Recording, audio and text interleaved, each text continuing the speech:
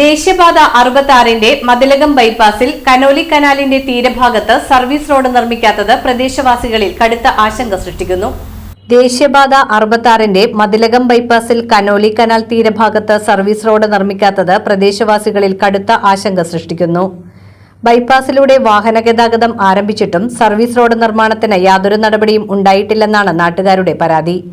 6 വരി ദേശീയപാതയുടെ ഇരുവശങ്ങളിലും service road നിർമ്മിക്കാൻ ആവശ്യമായ സ്ഥലമുണ്ടായിട്ടും NHAI നടപടി സ്വീകരിച്ചില്ലെന്നാണ് ആരോപണം. മതിലകം പഞ്ചായത്തിലെ കനോലി കനാലിനോട് ചേർന്ന 8ാം വാർഡിലെ കിഴക്കുംപുറം ഭാഗത്താണ് സർവീസ് റോഡ് ഇല്ലാത്തത്.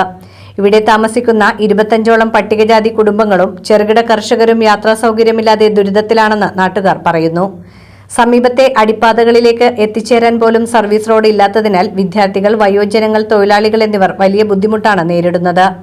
സർവീസ് റോഡ് ഇല്ലാത്തതിനാൽ നാട്ടുകാർ 10 അടിയിലേറെ ഉയരമുള്ള ദേശീയപാതയിലേക്ക് കയറി 6 വരി റോഡ് മുറിച്ചു കടക്കേണ്ട അപകടകരമായ സാഹചര്യമാണുള്ളത്. വാഹനങ്ങൾ അതിവേഗത്തിൽ സഞ്ചരിക്കുന്നതിനാൽ ഏത് നിമിഷവും വലിയ അപകടം സംഭവിക്കാമെന്ന ആശങ്ക ശക്തമാണ്.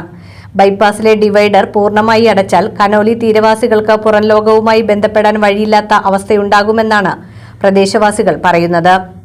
സർവീസ് റോഡ് പ്രശ്നത്തിൽ ജനപ്രതിനിധികളുടെയും ബന്ധപ്പെട്ട വകുപ്പുകളുടെയും ജാഗ്രതക്കുറവാണ് ഇപ്പോഴത്തെ പ്രതിസന്ധിക്ക് കാരണമെന്ന് നാട്ടുകാർ ആരോപിക്കുന്നു. ദേശീയപാത വികസനത്തിന്റെ തുടക്കഘട്ടം മുതൽ നിരവധി അവസരങ്ങൾ ഉണ്ടായിട്ടും പ്രശ്നത്തിന് പരിഹാരം കണ്ടെത്താനായില്ലെന്നാണ് അവരുടെ വിമർശനം. കനോലി തീരവാസികളുടെ യാത്രാ ദുരിതം പരിഹരിക്കാൻ അടിയന്തരമായി സർവീസ് റോഡ് നിർമ്മിക്കണമെന്ന് പ്രദേശവാസികൾ ആവശ്യപ്പെട്ടു. റോഡ് പറയണത് ഇത്ര കാലമായിട്ടും സർവീസ് റോഡിന്റെ ഇത് കാണുന്നില്ല. ഇപ്പൊ ഇവര് ഈ പണിക്കാർ വന്നിട്ട് അവർക്കൊന്നും അറിഞ്ഞൂടാന്ന് പറഞ്ഞു. ഞങ്ങൾ എങ്ങനെ കടക്കുപ്പത്? ഒന്നാമത് മര്യാദക്കൊരു വഴിയില്ല. അത് കഴിഞ്ഞാൽ പിന്നെ ഞങ്ങളുടെ കുട്ടികളെ കൊണ്ട് കടക്കണതിന് ഒരു കണക്കിനാണ്. ഞാൻ 100 സ്പീഡിലാണ് വണ്ടി പറഞ്ഞത്. എല്ലാവരും തടഞ്ഞു നിർത്തി. എന്തെങ്കിലും അപകടം വന്നല്ല ആരുണ്ട് ഇവിടെ ഞങ്ങൾ തുടങ്ങി ഞങ്ങൾ പറഞ്ഞിട്ടുള്ള കാര്യമാണ്.